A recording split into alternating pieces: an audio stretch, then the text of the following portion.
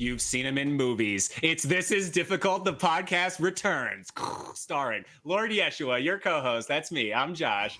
We got Paul. You're on Ryugami-san's channel. That's that guy. We got Zach, another letdown, but he won't let you down. And here we are, guys. Sorry, I barely worked on that one, but it was fun. We're like here to less than a second before we went live. Oh, I got it. Here we Oh, go.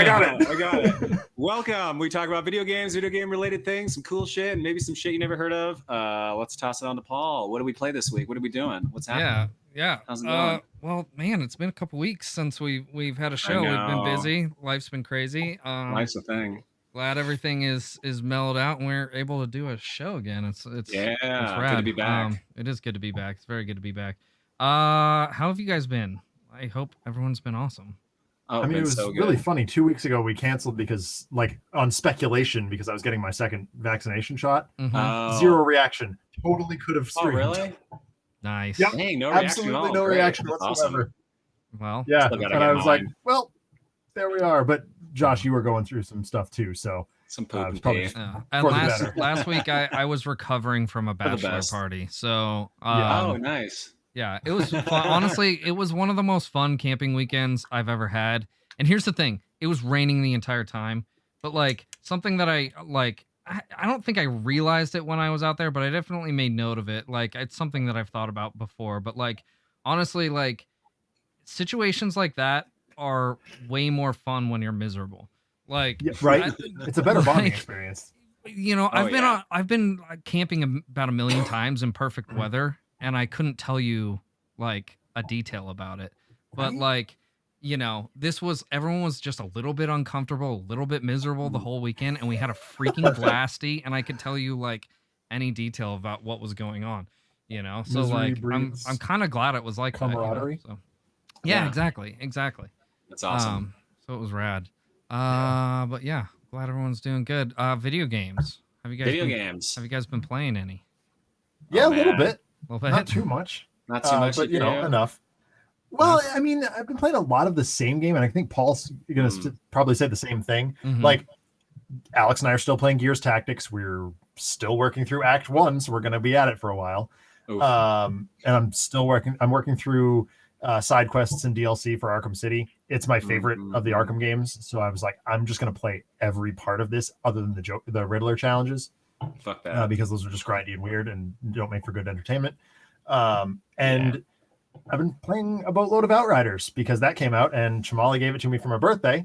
Thank you, Chamali. Very much appreciated.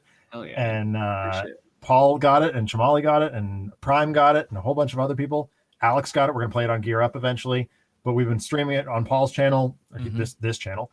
It's here. And it's really good. Yeah. If you're playing co-op. If you're playing solo, it is miserable. Yeah, just like punishes you. That's so for terrible. Being It's around. so brutal. I played it a little bit today, and like I'm fairly far along the campaign because of the amount of time we've put into it together. And I went back and I was clearing up some side missions that I had missed for one reason or another. And there's a like introductory side quest that was just kicking my ass. Could not beat the final boss because I had the difficulty ramped all the way up to what I would normally play on. And it puts you into this tiny room with one Is that the guy big with the bad fire tornado? It is the guy with the fire that tornado. kicked my ass so many times the first time around. Yeah. And then I played it with when I was playing it with my Fireboy, right? Yeah. And then I played it with the Trickster, and it was so freaking easy. It's not even funny. And that's what I kept saying to myself. I'm like, if I had Alyssa, my Trickster, this wouldn't be a problem. But the Pyro requires you to basically be able to drop back. He's a sniper. Yeah. And I when you're run in a him as a sniper. Claustrophobic room like that, you can't move fast enough. It's rough. The Trickster can teleport around and moves a little quicker in general. You also like with the Trickster, you are rewarded for like ultra aggressive gameplay because anytime you get a kill, you heal and it gives you an overshield. So if you're just like really pounding, hammering on people like up in their face, you're going to be successful because you're going to keep getting those heals. You don't really have that luxury at all with the Fireboy. Pyromancer, Pyromancer. Like you have the suck off move. Yeah, where you can that's my favorite. get a little heal. But Well, that's it's not really literally enough you when there's yank a their life yeah. force out of them. So we just started calling it, oh, look, I'm going to suck this guy off. Yeah, pretty much. Yeah. Hey, we don't write this shit.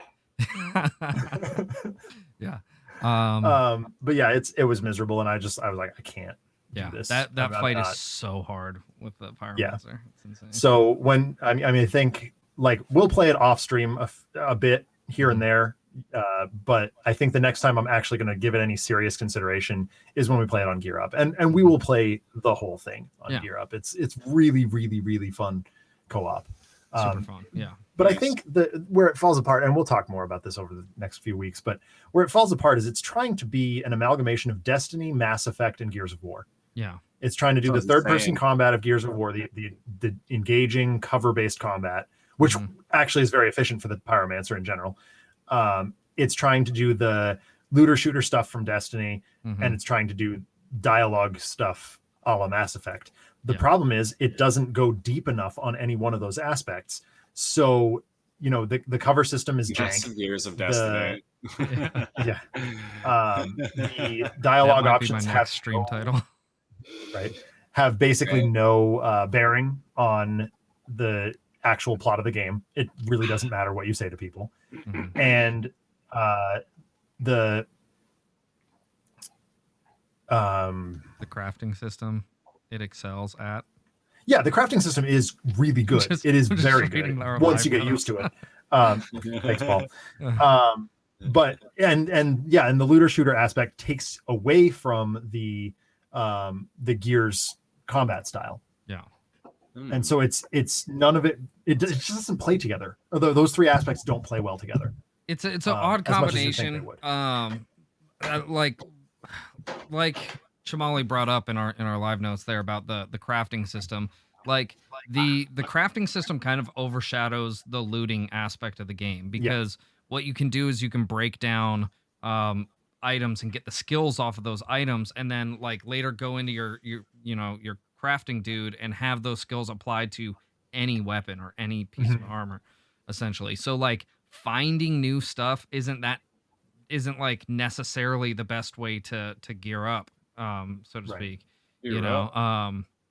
So I don't know. It's weird. I do really like, as far as like the co-op is concerned, like the different classes really synergize well.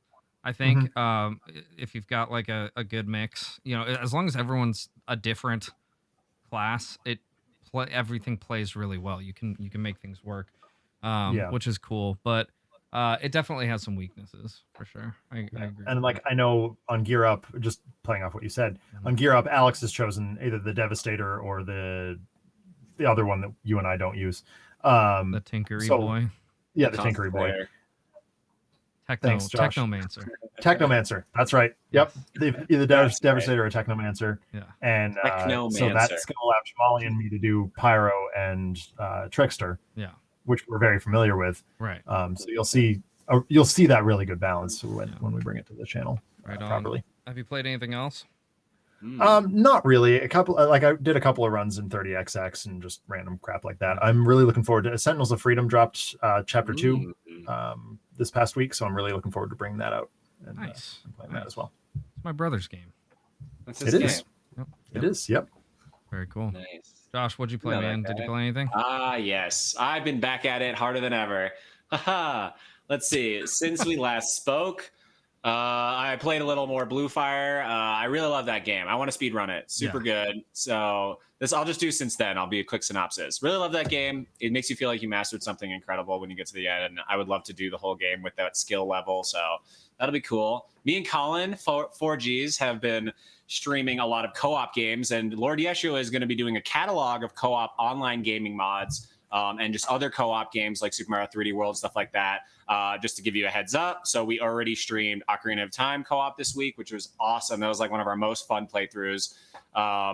And we did Diddy Kong Racing, which was not, because it was a lot of technical difficulties. After the stream tonight, we're actually doing Super Mario 64, like 30 minutes after the stream, or after the podcast, I mean. And then 3D World, we actually figured out Galaxy 1 online co-op. So I don't know how many players on that. Colin is like not happy about how much work he's about to put in for it. He's like, pretty sure it's gonna be very difficult to get it to work. Kind of his jam, though. It's kind of his jam, and I think he's gonna figure it out. Yeah. So is that the only game I've been playing in my free time lately, not on stream, is this game called Omori, which is, I mentioned it briefly and like dropped it in the podcast Discord, but it's basically a hand-drawn RPG Maker game. It's pencil drawn, anime style, and it is really, really amazing. It's really depressing, but also like uplifting at the same time, because it's basically about this kid that experiences all these different types of like depression and like different types of, I don't know how to, he's like fearful of all these things in life, and like it manifests in his dreams, and you live out those dreams in this like awesome like Zelda type world. That's like, what is it called? It's called, so it's Omori. It's basically the name of the main character. That sounds cool. Omori. Oh, Maury. But it's really cool. Basically, you wake up and you're like in a dream world with all your friends goofing off, and then like some fucked up shit happens, like really fucked up shit. And like it's like really about like getting over things and like moving on and like friendship and all these other cool things. It's like so simple, but it really hits so hard. And if you're an RPG fan and a fan of storylines, anyone out there, anyone, like if you like a story, you should play this game. It's like $12 on G2A or $15 on Steam. Really, really amazing. And I'm going through it. It's like kind of like, it's not grindy, I'm going to say, but like the story is like hard hitting sometimes. So you need to like kind of take breaks on it. It's actually like kind of like, ooh, this shit's intense. But you don't see it coming because it's like really kiddie. But I recommend that game. I'm probably going to do a review on that. I would love to when I'm done. But yeah, lots of co-op. I saw another game that I think you'd be interested, that I'm interested in. And I posted a trailer in the Vigi Games channel in the podcast. It's called Tunic, and it's a Zelda-like. He plays like a little fox, and it looks gorgeous and awesome.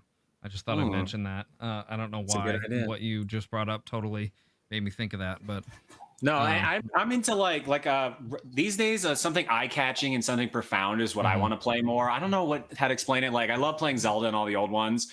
But if I'm playing a new game on my own, I want to play something that's like really going to hit hard, either in gameplay or story. And like, there's tons of unique ones that are really like doing that nowadays. So let me look this up. I'm like literally typing it right now. It's in it's in the chat in oh, it's in the chat in Discord. I'll repost it. Wait, it's not out. It's not out yet. No, you're correct. Oh, correct. It's upcoming. That's why. Dingy. That's a new game company. It looks good. While you're taking a peek at that, did you play anything else, or is that it? That's it. There's another new game coming out actually that I want to recommend to all of us who are 3D platforming fans. Me and 4G's talked about it briefly on my stream, I think, at one point. But it's called. I hope it's not Balan Wonderland, because that's a piece of. No, it's called. No, it looks like poop. This looks amazing, by the way. But no, it's called The Adventures of Nico or something like that, and it's like literally like you play like this like weirdly cel shaded shit, and it's like Sunshine basically in a different way. So I would recommend checking that out. It's not out yet either. This looks amazing. Tunic, holy shit. Doesn't it? This looks like Captain Toad meets like A Link to the Past. Right? It looks really good. It looks really good. Exactly like that. Oh, I'm playing this. 100%. Oh, there's a Tunic demo on Steam, apparently. Oh, there's a Tunic demo on Steam. We might need to check that out. Like Zach said earlier, I did not play a whole lot of new stuff this week.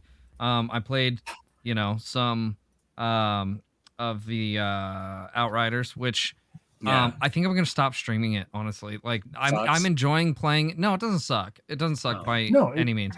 I'm enjoying playing it with friends, but I'm not really getting a whole lot out of the experience at like streaming it. Right. So I don't really like I don't get excited to get on and stream that game. Right. I do get excited to get on and play with my friends, but like I'd rather just be like playing with my friends than trying to stream that. So and like where Alex and I and even Shamali are very conditioned to stream that kind of game, like that we understand how to be entertaining while we do that. Well, and you're also I think you kind of had an advantage. Like I kind of went in blind and I haven't really been paying good attention to the story. And I mean, the story could have been written by Tommy Wiseau. I was going to say it's really hard to get interested in, honestly. The writing's not that good. But that's fine. Whatever. Doesn't matter. Regardless, I'm spending a lot of time like figuring out systems. Now, where you are playing through, like you're not even going to get to your stream playthrough until you've, played like a significant amount of the game with us off stream. Right. So that's So going to I'll know. allow you to focus a little more on the story and things like that. Yeah. So there's also some games that I'm excited about coming up. And I'll talk about those in a second. The other game that I played was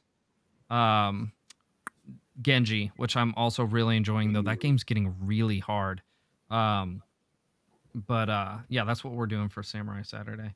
The games I'm excited about, there's two in particular, but one like has really got my eye right now, and that Skyward is Sword. Returnal. I am excited about Skyward Sword. Yes. I am. Like I'm excited about the Switch version of Skyward Sword, but Returnal for the PS5 looks so good. It looks like if you took Hades and mixed it with like Metroid Prime and like 3D bullet hell, like it looks so good. And they also like apparently according to the reviews, they've done a really good job of incorporating like the haptic stuff in the PS5 controller. So like for instance, like aiming down sights, you pull the trigger down halfway and then it gives you resistance, and then if you pull it all the way, it does like the secondary fire for your weapon. So like it does some, cool shit with that. But I'm just excited about it. It looks really good. I'd encourage anyone to check out the trailers for that. That comes out next week, I think on the 30th. Yeah, so all three of you that have a PS5 Yeah. Well, I mean, so I'll be streaming it so you guys can experience it with me. I'll have to check it out then. Yeah. Bully for you, Paul. But no, I mean, legitimate. I was talking to Paul about this earlier in the week. With the advent of a world where I don't need an Xbox anymore, I'm giving serious consideration to buying a PS5. Yeah.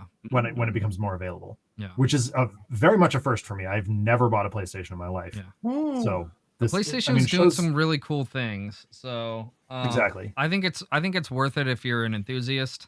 And especially, like you said, there's not really, if you have a good gaming PC, there's not really a reason to buy an Xbox. If you've got Game Pass, like you've got any, like exclusive Xbox game that's going to come out on your PC. So, if you got the extra cash to throw around for a new system, why not? Why not go for the PS5? I think the PS5 still, I think they're doing really cool things. I think it still needs to prove itself. It does. It does. I don't think it's done that yet, but we're extremely early in the life cycle. What, like 5 months in, something like that? Something of that nature. It's getting there, though. 6 months in. We need a slew of amazing shit. Yeah, they're coming on. We'll get some summer stuff. We'll get a game or two. Another game that I'm really interested in, which I think is going to be. Shamali's talking shit. Shamali's trolling us in the live notes here. Oh my god, you guys can't see that, but he's talking shit about God of War in the live notes. Anyway. I second it. Oh, get out of here. Let's not have that. God of War ended at 3. God of War 3 was the last God of War. I'm not even going to acknowledge it. We're moving on. Anyway, Biomutant looks awesome. And now he's backpedaling. Like I think it's going to be on everything, right? Biomutant. Biomutant. That looks great. It looks really cool. Looks really good. It looks really cool. That's another game I'm excited about. Yeah, that looks like Breath of the Wild meets fucking Guardians of the Galaxy. Yeah, it kind of does. What? Yeah. Oh yeah. This game looks really, really rad. It could be really terrible though. I'm very. But like, is that okay though? Maybe to be bad? No. It might be. Yeah, it might be fine. I don't know. It might be that kind of game that's just like, so bad it's good, but that's also, where they're going with this. Yeah. Okay, that's fine. I'm excited about it. Potential, what's the word? Not tentatively. I'm cautiously optimistic. Cautiously optimistic. Yeah. So. Oh, $60 game. Ouch. What the hell? Yeah. What is that crap? Yeah. There's one other thing I wanted to talk about before we get into the review tonight. I'm not used to buying like real games on PC. I'm used to buying like $2 games. Yeah. That's beautiful though. But it wasn't a video game, but it's like as video game adjacent as you could possibly be. The new Mortal Kombat movie. Has anyone else seen it yet? I have not seen it. How is it? Okay. I'll give you I'm going to give the spoiler-free review, okay? Okay. everything with Sub-Zero and Scorpion is fucking awesome. It's really, really good. Hiroyuki Sanada is Scorpion, and he's one of my favorite actors of all time. Anyway, he's the guy who was like the sword master in Last Samurai, and he's in a ton of stuff. He's like the captain of the ship in Sunshine, and freaking he's in I don't know, Westworld. He's in a ton of stuff. Anyway, he's awesome. Yeah. But everything with them is cool. The rest of the movie is kind of they do a good job of like doing justice to like the game as far as like the violence is concerned, and there's a lot of cool Easter eggs and stuff. But it's not like it's not gonna win any Oscars. Another thing I had a real problem with, the one thing that I had a very big problem with, is the main character is new. Like, he's a made up person. That's obnoxious. And he's not interesting. They're gonna put him in the DLC 100%. Probably. But here's the thing, like there's so many Mortal Kombat characters. They probably didn't want you to have to focus on one that you really liked and then kill him off. So they're like, let's make a new one so we can kill off whoever we want. But they didn't kill him off. His power in the movie is literally plot armor. Like, you'll understand when you watch it. It's literally plot armor. It's a little ridiculous. And they could have done some really cool things. There's a bazillion characters they could have chosen from. I don't know. I just think that was a big miss. But other than that, it's a really fun movie. It's super worth watching if you're a fan of Mortal Kombat. So, yeah, I just thought that'd be fun to throw in there. That all being said, are you guys ready for my review of? Well, based on what the chat's saying, real quick, Paul, is there bacon involved in the Mortal Kombat movie? Because I think Blake and I have just broken it down to bacon. Everything boils down to bacon. Yeah. What? You wouldn't want to boil bacon. That's fair. That's a good point. Well, I mean, you could hot ham water, right? We're now in the Arrested Development. We'll do it with hot. Do your review. Okay. I think I've gone too deep. I don't think there's bacon in the movie. I don't know. Here, let me switch over. Okay, Paul. All right, here we go. So, I am doing my review of Legend of Zelda: Link's Awakening. I love this remake. I love this game too.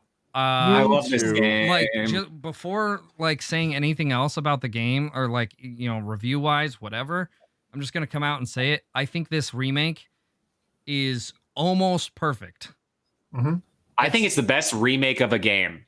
That's the sentence. Yeah, I agree. I think it's the best remake of a game, period. It is the best remake of a game. I'd have to agree with that. Yeah. It did such a good job with this. I'm gonna go through our standard, you know what you like and what you don't like. I'm curious to see what you were saying previously you didn't like, and it's gonna it better be real, Paul. We're gonna fucking chase good it. stuff. Josh and I were like, wait a minute. But so you already know that I think this game's almost perfect. All right. So like, but why almost? The criticisms that I have are very silly, and I think that like they only make sense to like super fans. So I'll get there in just a moment. So this Link's Awakening, it's developed by Nintendo. The release date was September 20th, 2019. It's only on the Nintendo Switch.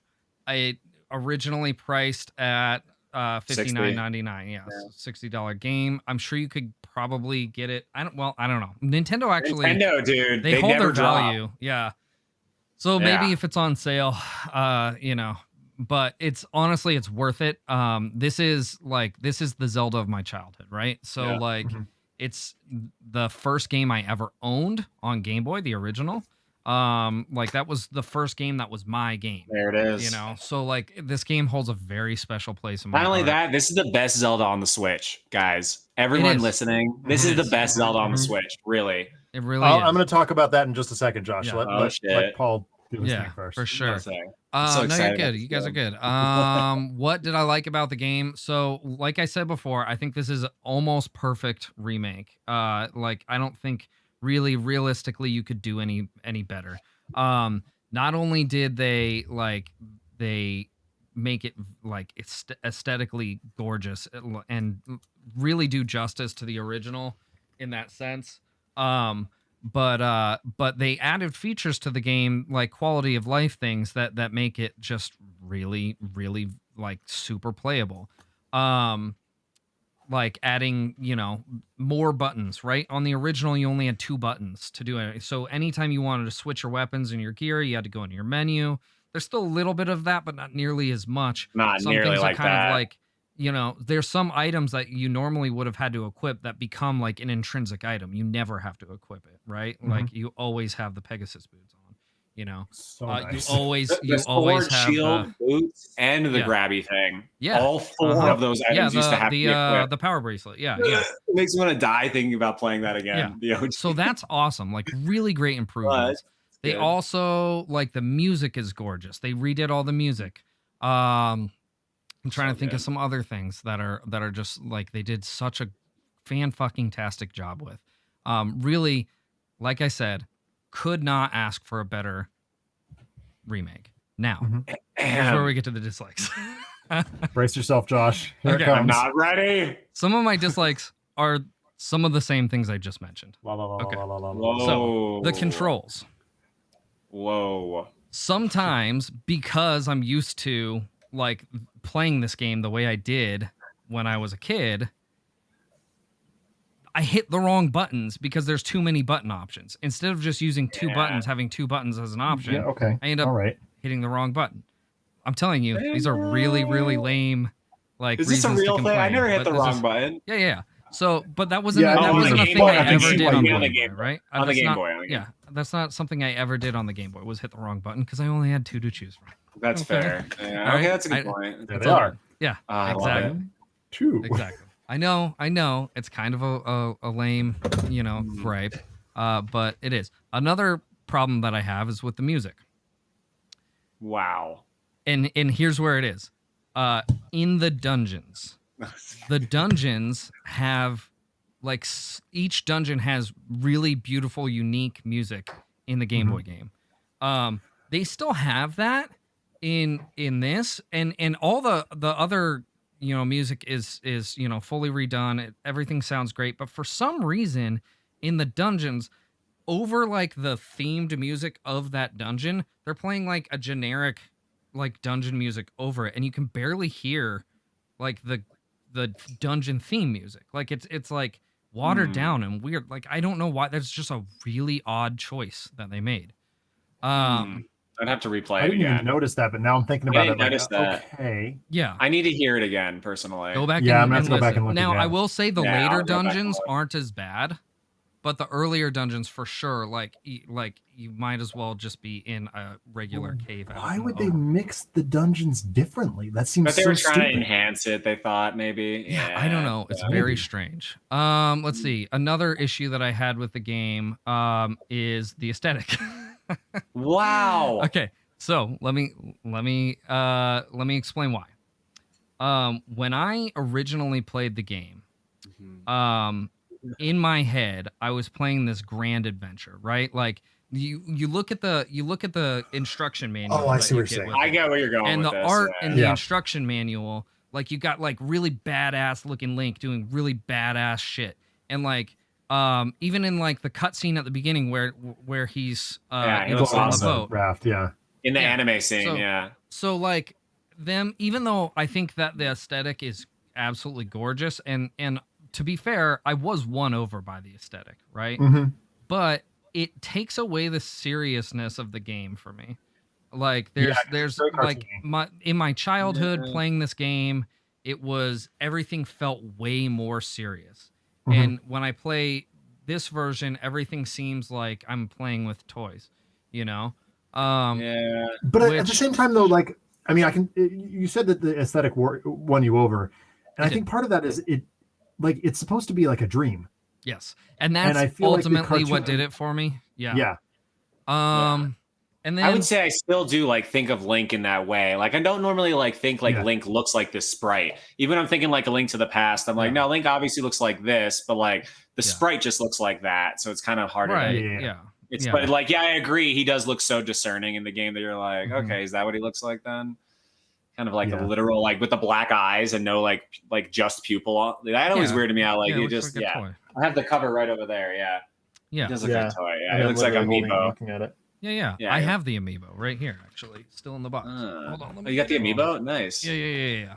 What do you think about the Dungeon Maker app thing? Not app, but So the Dampy thing. That's awesome. If I was a If we were calling. fan of like makers or Adam, Okay. yeah.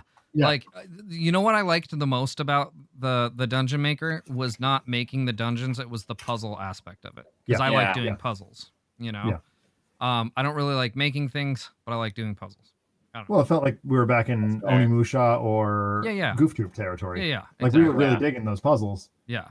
But not making them. And like I'm a Rubik's Cube guy. Like you know, so that aspect of it was fun. But like actually creating a dungeon, I don't have a whole lot of interest in. Though I really think that there is a space for a Zelda Maker, right? Like kind of like Mario Maker. I think we need a Zelda Maker. Yeah.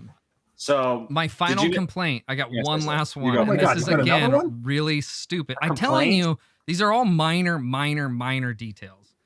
But I do have one more. And that is the very opening scene of the game. Right? Okay. So you told me this one. The anime scene. And the anime is gorgeous. Like I think they did a great job with that. But in the original, there's awesome music that really sets the tone of what's going on. Yeah. Right? It's silent. Like you hear the rain and you hear Link freaking out, but you don't hear the music. And the music like really, really set the tone. So I was a little bit bummed about that. Other than that, I think it's like those are minor as fuck. I told you they were like so petty that you were gonna laugh. Do you think we're gonna get a Zelda Maker based on the Dampy thing? I don't think so because it's just so like. Would it work? So I think it would take a lot of work. I think we stand about as much chance getting a Zelda Maker as we do about getting a Mega Maker. Like a proper I don't Maker. agree with that. I think that the Dampy thing was a beta predecessor. I think it was a beta for a Zelda Maker. It wasn't quite what Mario Maker is, which is literally like this block goes here. Every inch is detailed and like done by the player. Where in this one, it was like pre-made blocks. So I think they were trying to figure out if it was possible to go further, which I think it is. But it's like that's an intense amount of work to make an entire dungeon. Like holy shit, yeah. I think I think it was a beta, and I think people really want it. But do I think they're actually going to do it? I don't know. I do think they were testing the waters with that though. That would be something I would love. Oh yeah, no, I know. I know a lot of people. Imagine making your own Link to the Past. You can make your own overworld and put your like temples anywhere you want. That'd be sick. Cool. They could even have like pre-made characters that like in storylines and stuff. Be like, which storyline do you want to take? Okay, this one. Yeah. Link to the Past or whatever. So I don't know. to finish the review or to like kind of just continue with the review anyway. Yes. You know, gameplay is awesome. I talked about that earlier. Music again, awesome. Like all the classic songs from the original, they like orchestrated them. Sounds amazing. Yeah, like I said, with the exception of the dungeon ones, kind of sound a little whack, but whatever. The sound design is great. I think they did a pretty good job overall. Again, I think there's a couple things that I'm like, I think it sounded better. Oh, the damage sound that the bosses make is better in the original than it is in the remake. Yeah. It's way better. You are correct. Like the growl sound. Yeah. Yeah. It was the same as in like Link to the Past. Yeah. Yeah, I like it way more in the original. Yeah. I really like that. Yeah, I forgot about that. Yeah. It actually has a really good sound effect. Yeah, and it's not as good in the remake. Was the game difficult? Not really. I mean, it's as difficult as it was originally. Except for Turtle Rock. Or Eagle Tower. Turtle Rock is Turtle Rock's a pain. Sometimes Eagle Tower and Turtle Rock. Honestly, Turtle Rock is longer than it is hard. Yeah. And Eagle Tower is I don't think as bad as a lot of people make it out to be. It is a little bit confusing, but a lot of people are like, that's the worst. I think the hardest dungeon in the game is level 6, the Face Shrine. Which again, Face Shrine's actually easier in this version because you can see I think the Face Shrine was on easier the in this walls. version, yeah. That's right. You don't have to find the fake walls. I remember that actually is something that I'm going to put as a negative to this. When I saw that for the first time, I was like, okay, that kind of makes that easy. Like you literally had to find these walls before. Right. And now it's like, okay, you could just see a crack in the wall. Like Ocarina of Time doesn't even do that. Why would you do that? Would I play a sequel? So that's absolutely. And what I mean by that is like I actually would love to see a sequel to this game because I think like directly to this game because what this game did, we've talked about it a few times before, but like it really plays with the idea of like what is reality. And, you know what I would love is they could do like he follows the windfish, like he's just sailing, and like Link is allowed to do whatever he wants. So sure, he follows the windfish because he's looking for maybe dry land. So he's like following him to try and find an island. The windfish like takes refuge somewhere, and like all this like amazing imagination stuff like comes out of him, and Link has to like continue with this like reality concept, but maybe in a different way. Yeah, but, like.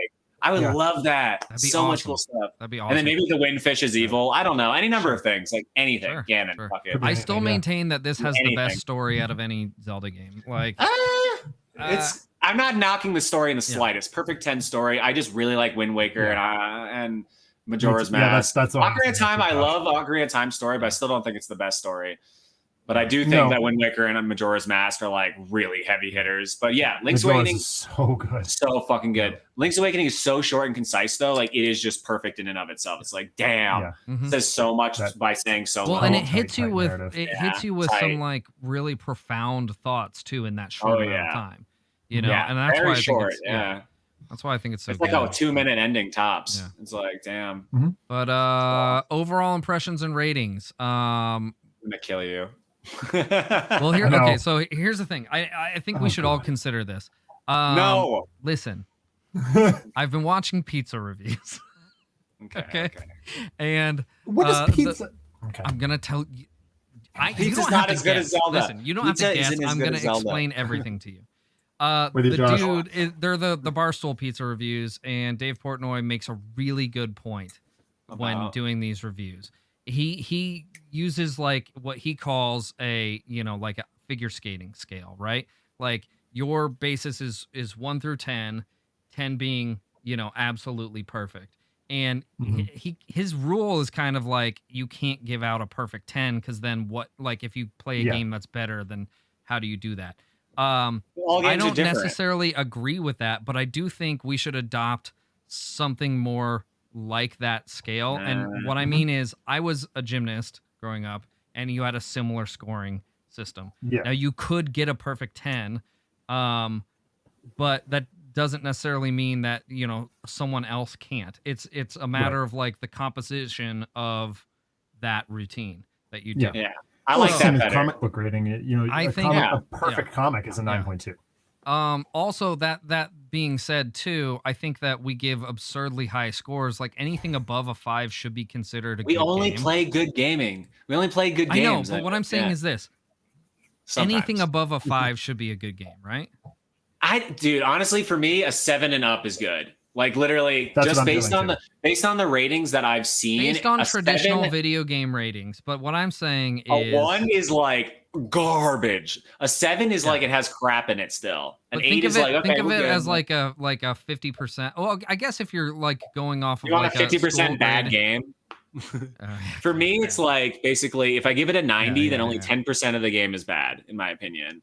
So if I give it 100, 10, then I'm like none of the game feels bad to me. So now we're mixing metaphors, kind of like so. That's just how I feel, though. I'm like, are we going? If you're going like a school grade, I agree with you. If you're going like a gymnastics or an ice skating, this is video gaming system.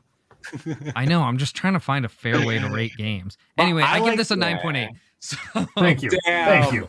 That's good. That's fine. It's a 9.8, but in the future, I'm going to have a lot more scrutiny towards my reviews because I'm going to try and take in a little more things. Like let me give you just an example. Like with gymnastics, your score, let's say it starts at a 10, and the score that you get is based on deductions, right? And each deduction is going to be like your highest deduction is a fall. That's an entire point.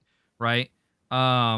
there's other things that would be like 0.5 of a point, or like 1, 2, 3/10 of a point, depending on what it is, right? So I think we should take those kind of things into consideration. Like, is the music bad?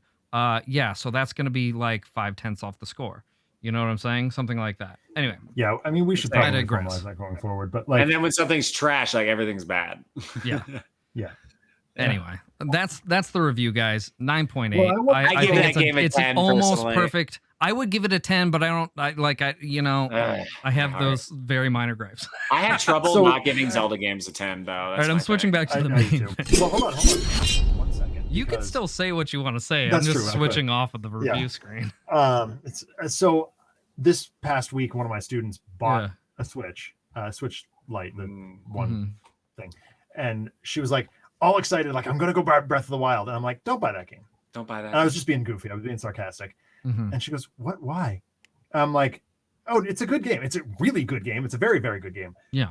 It's just not a great Zelda game. You should buy Link's Awakening people instead. Don't get it, though. And I was just goofing on, and she was it was very clear between us that I was goofing around. But she made it to Walmart, and I got an email about half an hour later saying they were sold out of Breath of the Wild. I can't find the sword. Damn. And I knew immediately that she had bought Link's Awakening and was trying to find the sword. And I was like, oh no, don't worry about that. We all got stuck on that. It's on the beach. Yeah. It's on the and beach. by Friday, it's on when the I was beach. back in school, she was like, oh, everything's fine now.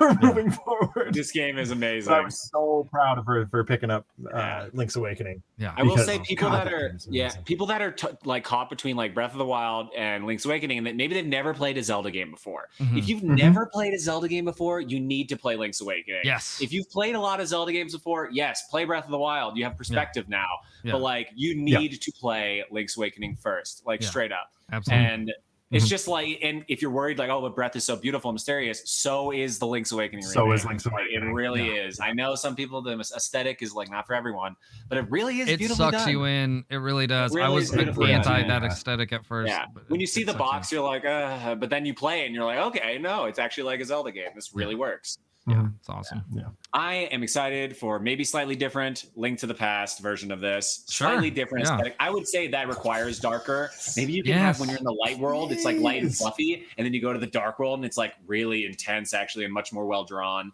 Like, I don't know, that can be cool. It's like Kitty at first, and then you go to the dark world and you're like, I would love that shit. You guys want to get into our topic for the week? Let's do it. I'm excited about this topic. It's a good topic. This topic was provided to us by our very own RPD in the Discord. We kind of did a little reorg on the on some of the channels. What used to be suggestions or news and suggestions has split into two things. You've got gaming news, and that's just where we want to talk about gaming news, especially since we don't really do gaming news on the podcast anymore. That's a great place to talk about gaming news, just with everyone, with the community. So that's where we'll be putting all that. But and then the suggestion channel became the topic suggestions, and that's going to be like we do this weekly topic. If you want to have your input on the show and you want to impact the show in a way that's meaningful and helpful to us, honestly, because sometimes it's really hard for us to think up a topic every week. That's the place to do it. Great. And RPD he gave us a pretty darn good one that I think here, so we're going to use it. It is FMV games, which would be full motion video games, and or digitized sprites, the best graphics, and by best I mean the stupidest. Right? So games with stupid graphics. Which is stupider, I guess. I think we should also talk about good examples of games that use this technology that's really good. And I think what better one to mention than Mortal Kombat, right? It's topical as hell right now. The new movie came out. That really set the gold standard for digitized sprites, right? Are you talking about people in a game? Is that what that means, really? Yeah. Okay. I thought you were talking about motion in games at first. I was like, well, full motion video would be like that's when you take okay, I gotcha. Yeah, when you got like the cutscenes that are actors. Yeah. Awesome. Yeah. So it's basically digitized sprites is basically the video game equivalent of rotoscoping. where you kind of, take yeah. you take motion capture of, or primitive motion capture of a, let's say, Well, you martial take artist video and then you right, you digitize it and you like frame by frame digitize. Yeah. Amazing. Yeah. So, and that's what they did with Mortal Kombat. They also did that with the Batman Forever game, which was not as good. No, it was not. Relevant to your interest, Josh, DK Jungle Climber was done with digitized sprites. Jungle Climber. Donkey Kong Was it? Well, technically, all of the Donkey see Kong country games They're rendered, actually. They were though. pre-rendered and then Pre-rendered. digitized. Yeah. Right. Oh yeah. Yeah. And I always thought, and Donkey Kong, I thought was ahead of its time for doing that. So It we're was, talking about how it can look like something like that was so striking when you're playing Super Mario World like 1 year before, and you're like, whoa, this is like 3D on a 2D plane. Like these are like actually moving and breathing. Like holy shit. I think it really has its place, but when it's like actually people and shit, like Mortal Kombat is like dudes and shit, I'm like, it feels weird. Here's the thing. Mortal Kombat at the time, it might be the only one. Yeah, I mean, I think there was probably a few others that did it okay. You know, a really bad, hilarious example of it is Street Fighter, the movie, the game. I don't know if you guys have ever played that. Yes, I had that for the Sega Saturn, actually. Yep. And so they took the characters from the Street Fighter movie, the Jean-Claude Van Damme like Street Fighter movie, and digitized them into an actual Street Fighter game with all the Street Fighter moves and everything. And it's fucking awful, honestly. It doesn't work. It doesn't work at all. Well, it works. It works fine. It's just ugly. Like it's right. That's what I mean. Yeah. Absolutely ugly as sin. It plays like a Street Fighter game. About the DK Jungle Climber. It looks so weird. Yeah. I hate this. Well, even, I mean, so like Paul said, though, the Donkey Kong Country games were pre-rendered 3D. Yeah. And so was Super Mario RPG, for that matter. Yeah. Oh, Super Mario RPG. Yeah. That honestly, it feels like that one just didn't like nail it as much as well, DK really nailed it. That hit it. That showed people what you could do. Like, holy shit. Yeah. Here's the thing, though, with the digitized sprites, I think at the time it was really great way to like up the visual quality of a video game, but that technique did not hold up. Right. No, so it doesn't. Like because... looking back at like when I played Mortal Kombat at the time, I thought it was the coolest thing I'd ever seen. But looking back at those old games, they look terrible compared to like Mario, like a good, you know, sprite-based game with good like pixel art looks way better because that style holds up a lot better than like trying to go for realism. And it can still be used even today. Like look at Cyber Shadow. You know, we love Cyber Shadow, and the sprite graphics are amazing. Yes, absolutely. And where if you tried to do digitized sprites for, I mean, that's a ninja game. If you just put a guy in a ninja costume and had him jump around a bunch, it would look like doo-doo butts. It'd be hilarious. It would be really funny, but it would be borderline unplayable.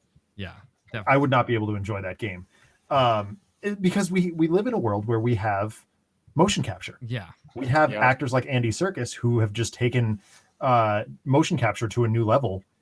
And you can put anybody in a ping pong ball suit and get halfway decent motion capture out of it. Yeah. Seriously. For sure. Yeah, the motion capture technology has come a really long way. And yeah, that is definitely the best way to you know, like transfer human movement into a video game these days. Let's talk about FMV games. So full motion video games. Some of the notable mentions would be like Mega Race, Tender Loving Care. Don't know anything about it. That is an atrocious game that Candace subjected me to. Yeah. It stars William Hurt, I think. Famous actor. He played in Doctor Who and a whole bunch of other things. Okay. But it's this awful like choose your own adventure thing, and it's all done in FMV, and Adam's played it too with Candace. It's really a lot really, of really FMV bad. games were like choose your own adventure style, but some weren't. Like Area 51 was one of the best, you know, like pizza shop shooters of its time, and that used full motion video, right? Right.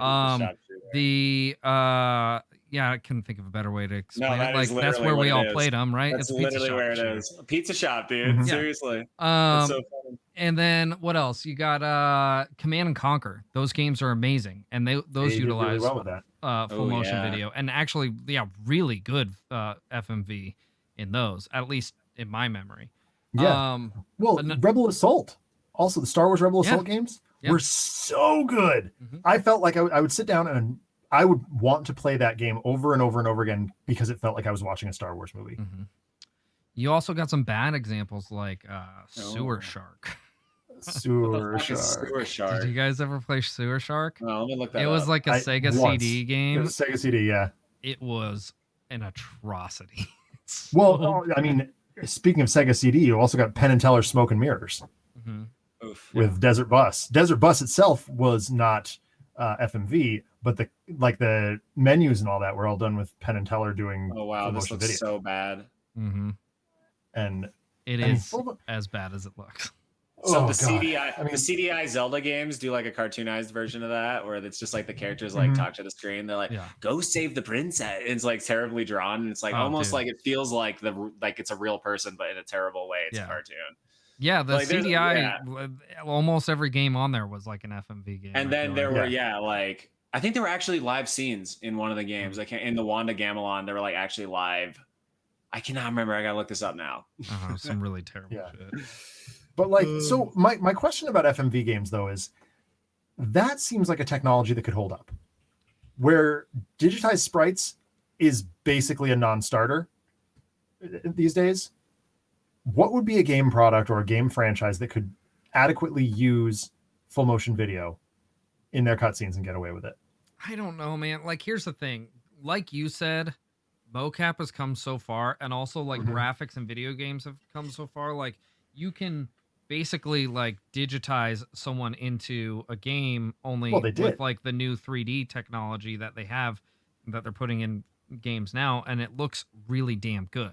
You know, like putting Batista in Gears of War. Exactly, right? So like I think that really replaces both like the old school digitizing and FMV. I think that's a better, use of that technology in general. I can't really see a place for FMV games other than like, people doing it for nostalgia's sake or like to intentionally make a campy game. You know what I'm saying? So like I was just thinking to myself, what would happen if the cutscenes in Metroid were done in full motion video? Yeah, but why? I know why is a good question, but also why not? I actually think here's an opportunity that no one's done is people try and make such realistic like battle scenes and all this shit.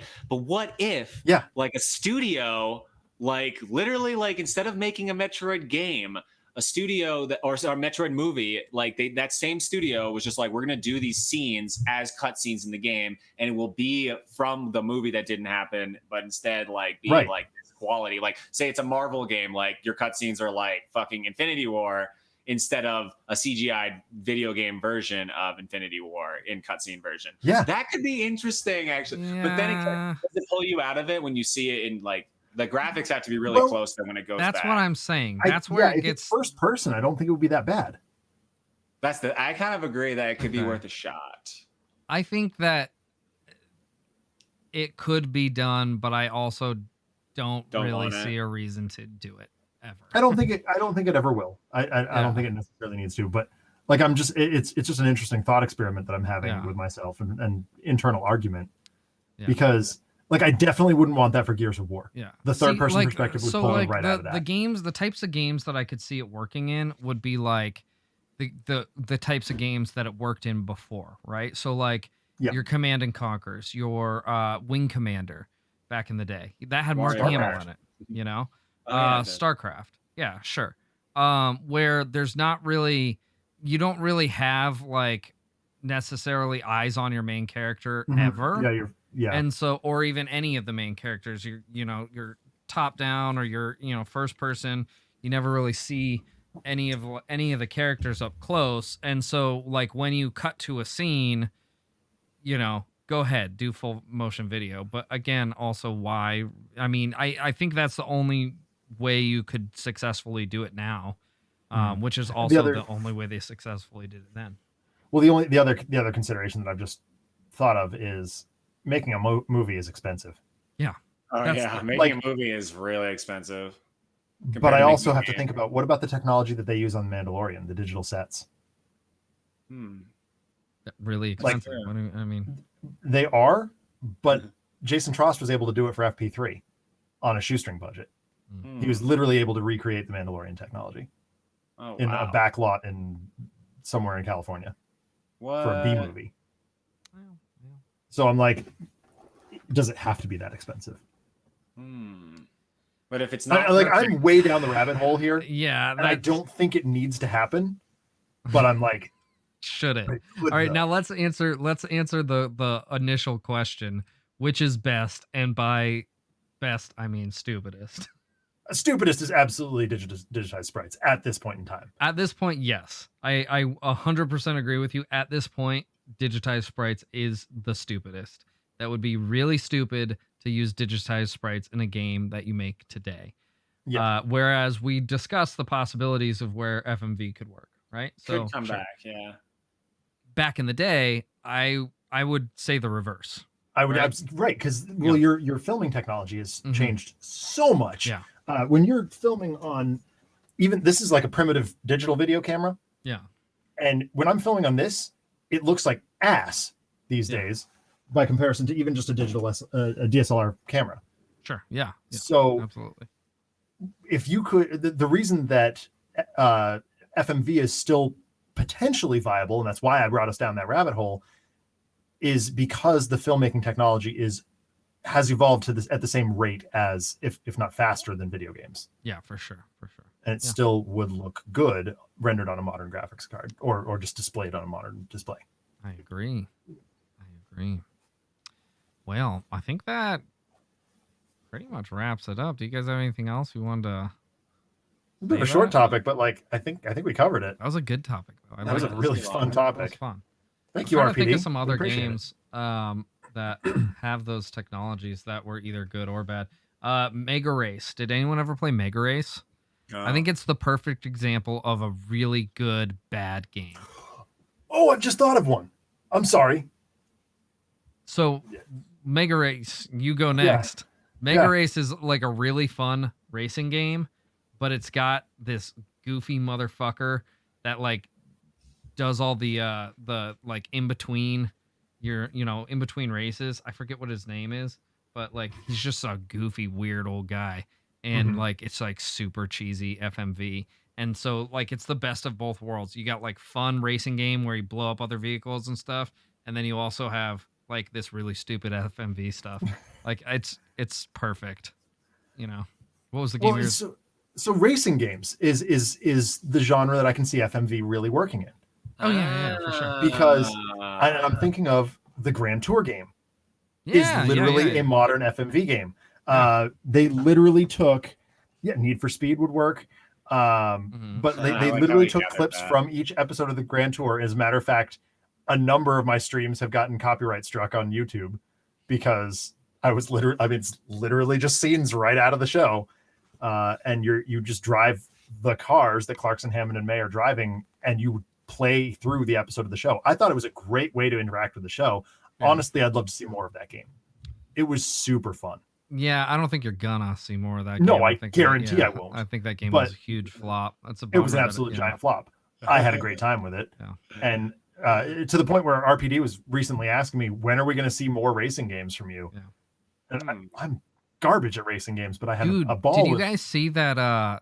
This is kind of like totally an aside, but that Mario Kart 8 Deluxe is the highest selling racing game ever. Yes, that's amazing. Yeah, it makes perfect sense. That's wild. Well, because they sold it twice.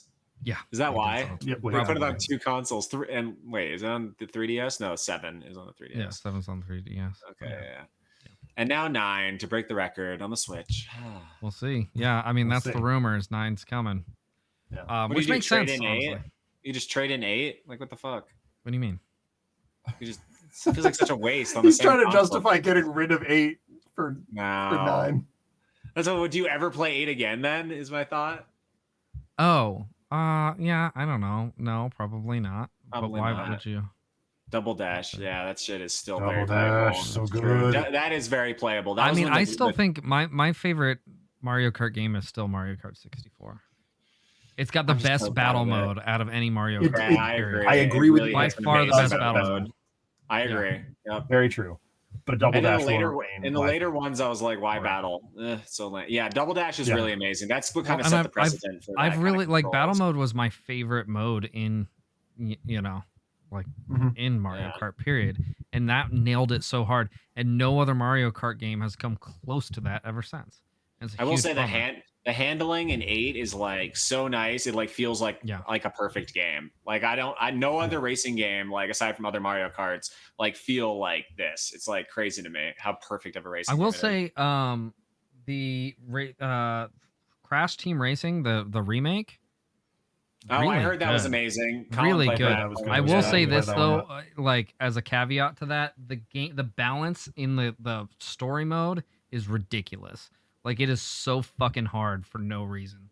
Like, That's annoying. but the game feels really fun, and like the racing's good. I would say if anything is like a really strong competitor to the king of kart racing, it would be that for sure. Mhm. Yeah. Hell yeah.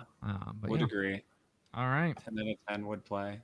Well, boys, let's wrap this up. Is there anything else that you guys wanted to mention before we go?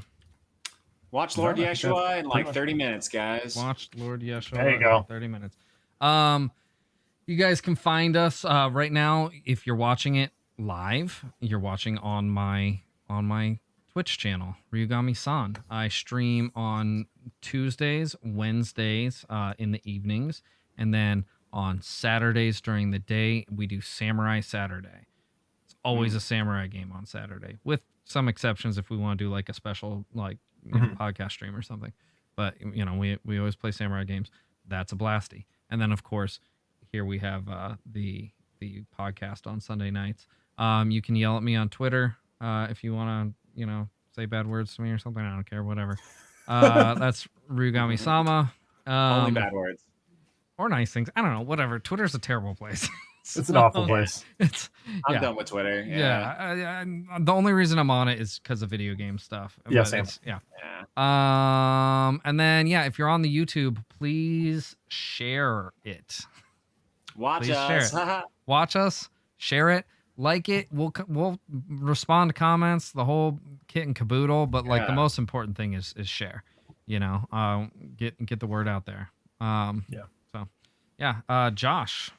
Lord Yeshua and Lord Yeshua TTV on all my socials. He's back, baby. Lord Yeshua streaming tonight. Come check him and 4G's out. Woohoo! Super excited about it. Check out this cool. week's VODs also. We have a lot of really fun co-op stuff that we're probably going to put a lot of stuff on YouTube coming The Zelda up. stuff was really rad. The Zelda stuff was really fun. Yeah. I literally got an infinite spin off on Ganon for the first time in my entire life, which is basically where you do the spin move in the Ganondorf fight at the end. You do a spin move and he gets locked and you don't stop doing that same spin move over again. It's insanely hard. And I've literally never got it until this week.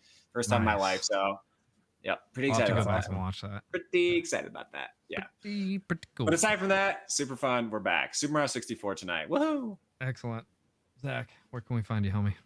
You can find me on Twitch at Another Letdown. I'm live Thursday, Friday, Saturday this week. And I've got some special guests joining this week, Adam, nice. which is going to be very exciting. At least as of right now, obviously subject to change, but and I'm on Twitter at DENONCZD and YouTube at youtube.com/Another Letdown CF. And there's a chance I may go live another time this week. I want to play Sentinels of Freedom and I want to do it on stream. So nice. we'll see if that happens. Excellent. To be determined. Very cool. Well, thank you guys. We'll see you guys next week. Have an awesome night. Bye, everyone. Goodbye. Yeehaw.